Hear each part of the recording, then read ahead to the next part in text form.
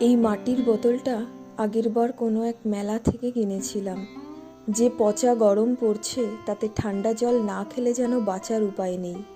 তাই তোমরাও বেশি বেশি করে জল খাও।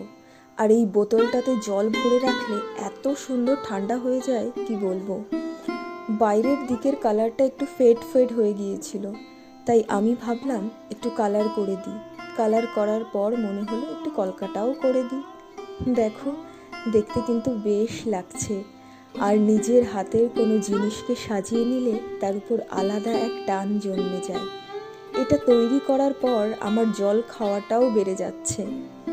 আর তোমরাও বেশি বেশি করে জল খাও, শরীরকে হাইড্রেট রাখো। কারণ জীবনে শান্তি তখনই আসবে যখন আমরা ভিতর থেকে সুস্থ থাকব। আর হ্যাঁ, আমার এই ছোট্ট ভিডিওটা তোমাদের ভালো লেগে থাকলে অবশ্যই আমার চ্যানেলটাকে সাবস্ক্রাইব করে দিও।